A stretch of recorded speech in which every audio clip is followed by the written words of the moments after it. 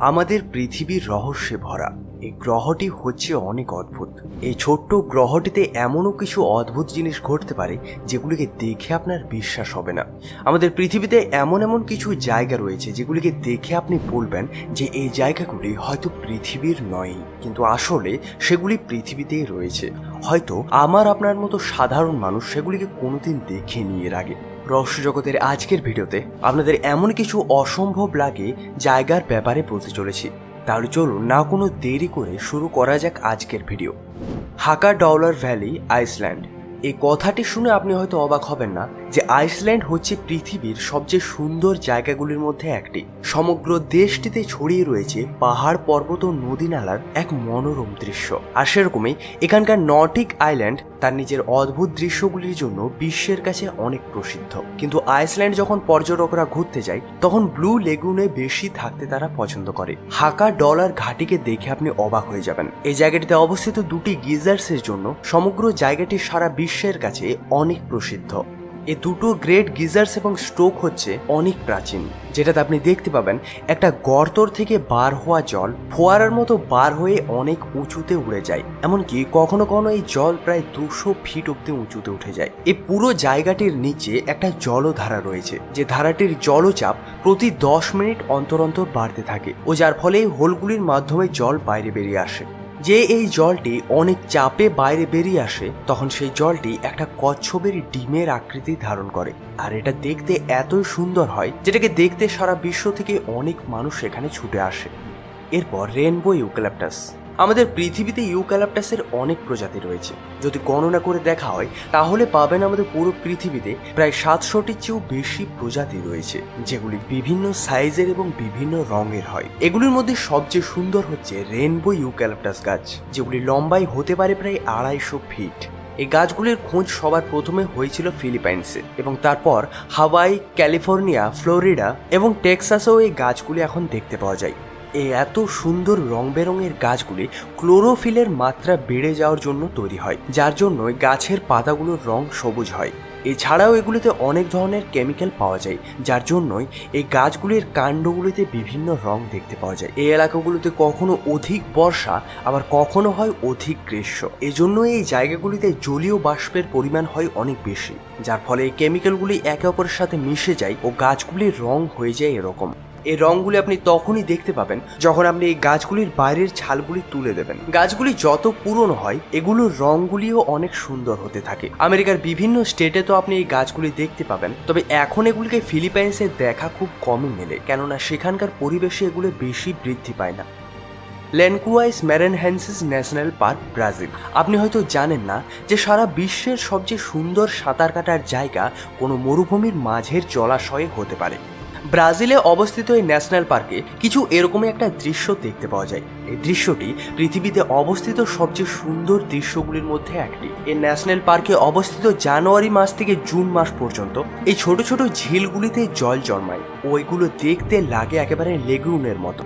এই অসম্ভব দেখতে থাকা জলাশয়গুলি লম্বায় হতে পারে প্রায় 300 ফিটের মতো ও গভীরতায় হয়ে যায় প্রায় 10 ফিট। যখন এগুলোর ওপর সূর্যের আলো পড়ে তখন এগুলোকে দেখার সুখ একটা আলাদাই হয়। এগুলোকে দেখার জন্য শুধুমাত্র ব্রাজিল থেকেই নয় বরং সারা বিশ্ব থেকে মানুষ ছুটে আসে। কিন্তু জুন মাসের পর যখন এগুলো শুকিয়ে যায় তখন বছরের শেষ দিকটা এই জায়গাটি হয় পুরোপুরি শুষ্ক জায়গা, আর সেজন্যই এখানে তখন আর কেউ আসে না। পেনিটেন্স অ্যান্ডিজ মাউন্টেন রেঞ্জ। যখন আমরা জঙ্গলের কথা চিন্তা করি তখন বড় বড় গাছ, পাখির আওয়াজ ও বিভিন্ন জীবজন্তু আমাদের মাথায় আসে, কিন্তু এগুলো ছাড়াও প্রকৃতিতে এমনও কিছু সুন্দর জিনিস রয়েছে যেগুলোকে যখন আমরা প্রথমবার দেখি আমরা আশ্চর্য হয়ে যাই। আমাদের পৃথিবীতে সব জঙ্গলই তো গাছ দিয়ে ঢাকা থাকে, তবে এমনও একটা জঙ্গল রয়েছে যেখানে শুধু বরফের স্পাইকস দেখতে পাবেন, যেগুলো সোজা ওপরের দিকে খাড়া হয়ে থাকে। এগুলোর মধ্যে সবচেয়ে মজার ব্যাপার হচ্ছে যে এই স্পাইকগুলো পুরোপুরি বরফ দিয়ে তৈরি। এগুলো সাধারণত আমাদের পৃথিবীতে অনেক উচ্চতম জায়গাগুলিতে দেখতে পাওয়া যায়। লম্বা এগুলো প্রায় 16 ফিট অব্দি হতে পারে এবং সূর্য যেদিকে থাকে সেই স্পাইকগুলোর মুখগুলিও সেদিকেই ঘুরতে থাকে। এগুলোর ব্যাপারে বিজ্ঞানীদের খাতায় বিজ্ঞানীরা এগুলোকে প্রথমবার সাল 1800-তে খুঁজেছিল। এমনকি চার্লস ডারউইনও এগুলোর খোঁজ করেছিল। যখন তিনি আন্দিজ পর্বতমালার ড্রাই আন্দিজের মধ্য দিয়ে পার হয়ে যাচ্ছিলেন তখন তিনি এগুলোকে প্রথমবারের জন্য দেখেছিলেন।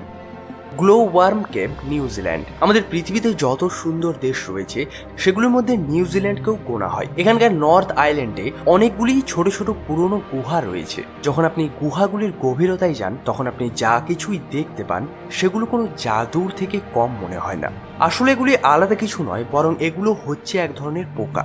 এই গুহাগুলি গ্লো ওয়ার্ম নামক একটা পোকার প্রজাতির ঘর। যেমন কি নামে বুঝতে পারা যায়, এই পোকাগুলি থেকে আলো নির্গত হয় ও এগুলি নিজেদের আলোর মাধ্যমে গুহার ছাদগুলিতে এক অনেক সুন্দর দৃশ্য তৈরি করে। এই পোকাগুলির থেকে সবুজ এবং নীল রং বার হয় ও এদের শরীর থেকে নির্গত লোমগুলি দিয়ে একটা জালের দেওয়াল তৈরি করে। এই জায়গাগুলি এতই সুন্দর যে এগুলিকে আপনার দু চোখ দিয়ে যদি দেখেন হয়তো আপনি বিশ্বাসও করতে পারবেন না। আর এটাই কারণ যে এই জায়গাগুলি পর্যটকদের জন্য অনেক পছন্দের জায়গা। নিউজিল্যান্ডের স্থানীয় মাউরি মানুষগুলো পর্যটকগুলোকে এই গুহাগুলিতে নিয়ে আসে এবং তারা এই সুন্দর দৃশ্যটি দেখে অবাক হয়ে যায়।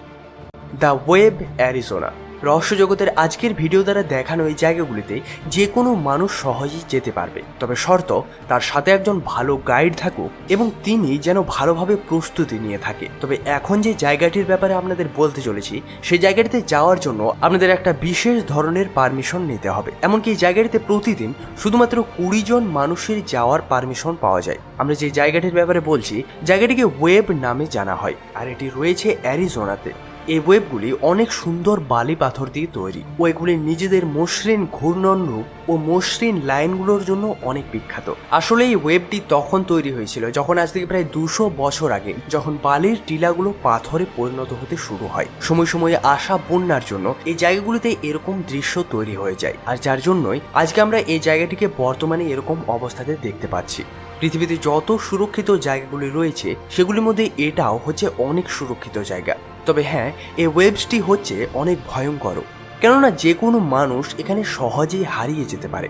গরমের জন্য এখানকার তাপমাত্রা কখনো কখনো নিয়ন্ত্রণের বাইরেও চলে যায়। যদি আপনি পারমিট পেয়ে গেছেন ও আপনি সুন্দর জায়গাটিতে হারিয়ে না যান তাহলে মানা হবে আপনার ভাগ্য হচ্ছে খুবই ভালো। সত্যি এই জায়গাটিতে যদি আপনি যান আপনার মনে হবে যে আপনি পৃথিবীতেই নেই। এরপর ডেজার্ট রোজ। যদি আপনি কোনোদিন মরুভূমির মাঝে আসল গোলাপের খোঁজ করেন তাহলে হয়তো আপনার এই জীবনে কোনোদিনই পাবেন না, কিন্তু আপনি যদি একটু মেহনত করেন তাহলে আমি আপনাদের গ্যারান্টি দিচ্ছি যে আপনারা গোলাপের চেয়েও অনেক বেশি সুন্দর জিনিস দেখতে পেতে পারেন। আপনি হয়তো এটা জেনে অবাক হবেন যে মরুভূমির গোলাপ আসলে কোনো ফুল নয়, বরং এটি জল এবং হাওয়ার মাধ্যমে বিভিন্ন প্রকারের মিনারেল মাটির সাথে মিশে তৈরি হয়। যখন এগুলির ভেতর থেকে জল শুকিয়ে যায় তখন এগুলো পাথরের বিভিন্ন খণ্ডে বিভক্ত হয়ে যায়, যেগুলি হয় আলাদা আলাদা আকৃতির। এগুলোর মধ্যে হয় কিছু গোল, কিছু সমতল, আবার কিছু একটু বেশি চড়া। এগুলো দেখতে লাগে একেবারে সুন্দর একটা গোলাপের মতো। বেশিরভাগ ডেজার্ট রোজ তো 1/2 ইঞ্চি থেকে শুরু করে 4 ইঞ্চি অব্দি বড় হতে পারে, কিন্তু কিছু কিছু এলাকায় এগুলো অনেক বেশি বড় হয়ে যায়, যেগুলো প্রায় 40 ইঞ্চিও লম্বা হতে পারে। মরুভূমির মাঝে পাওয়া যায় লবণাক্ত বেসিনগুলোতে এই ডেজার্ট রোজগুলি খুব বেশি মাত্রায় পাওয়া যায়। এগুলো Jordan, Algeria, Egypt, Saudi Arabia, Spain, Mexico এবং অ্যারিজোনার মতো বিভিন্ন জায়গাতে পাওয়া যায়। আর সবার শেষে বলবো, ভালো থাকেন। ধন্যবাদ।